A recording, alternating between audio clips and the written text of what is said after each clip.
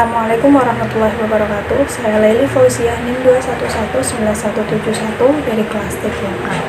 Video ini dibuat guna memenuhi tugas UTS mata kuliah TKM. Yang pertama, mengapa mahasiswa PAI perlu belajar ilmu manajemen mutu terpadu? Jawabannya adalah karena MMT bagi mahasiswa itu sangat penting. Karena dengan adanya belajar MMT, mahasiswa bisa mendapatkan materi untuk bekal nanti dan bisa menjadi pendidik yang profesional. Bekal menjadi pendidik yang bisa meningkatkan mutu kinerjanya di lembaga pendidikan secara berkembang. Dalam konteks ini, agar mahasiswa itu bisa menjadi pendidik profesional yang bisa memberikan kenyamanan serta kepuasan kepada peserta didik dalam kegiatan pembelajarannya di sekolah, sehingga kegiatan tersebut bisa tercapai sesuai tujuan yang diinginkan. Yang kedua, narasi yang menguraikan pengertian, perbedaan dan persamaan konsep mutu absolut dan mutu relatif. Yang pertama, dalam konsep mutu yang absolut adalah sesuatu produk bisa dikatakan bermutu apabila produk itu mempunyai standar tinggi dan dibuat dengan sangat sempurna serta menggunakan biaya yang mahal.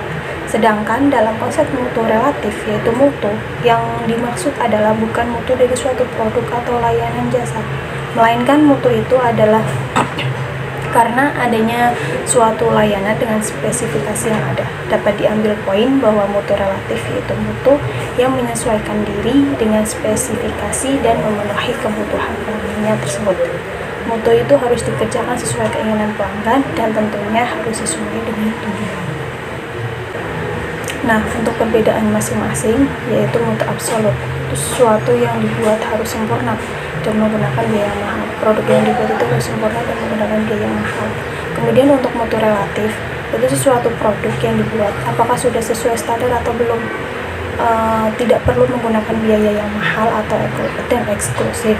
Produk atau jasa itu harus sesuai dengan keinginan pelanggan. Kemudian persamaannya yaitu sama-sama menciptakan sebuah mutu dan mendorong staf organisasi untuk memberikan sebuah kepuasan kepada pelanggan masing-masing. Nah, yang ketiga, uraian sejarah tahap-tahap manajemen mutu terpadu dari awal. Jawabannya, pengetahuan MMT bermula itu adalah ahli-ahli manajemen mutu dari Amerika. Namun tubuh berkembang dimulai dari Jepang. Sebagai pemenang Perang Dunia Kedua, Amerika dan Sekutu menurut Marshall Plan atau Perjanjian Kedua tersebut itu berkewajiban membantu negara yang dikalahkan khususnya di Jepang.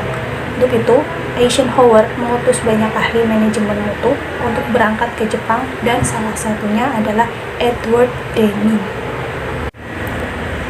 Nah, keberhasilan Deming dan kawan-kawannya saat mengajarkan MMT di negeri Sakura tersebut itu menjadi pemicu universitas di Amerika yang kemudian meminta Deming untuk mengajarkan di banyak perguruan tinggi di sana.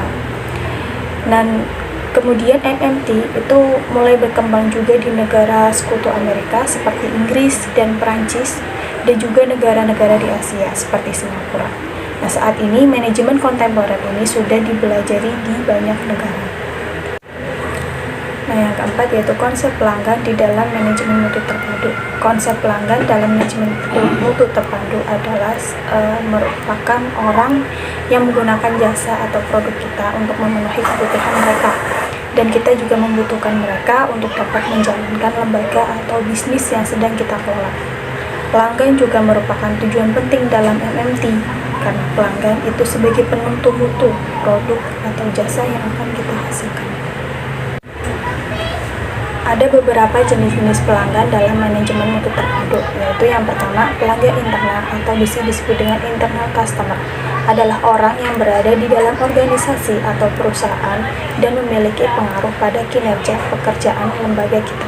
Kemudian yang kedua ada pelanggan antara atau intermediate customer, yaitu mereka yang berperan sebagai perantara, bukan sebagai pemakai akhir produk tersebut.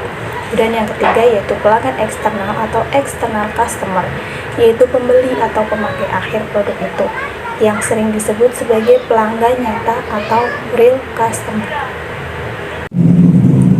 Ya, baik, demikian jawaban dari saya. Kurang lebihnya mohon maaf. Billahi taufiq wal hidayah. Wassalamualaikum warahmatullahi wabarakatuh.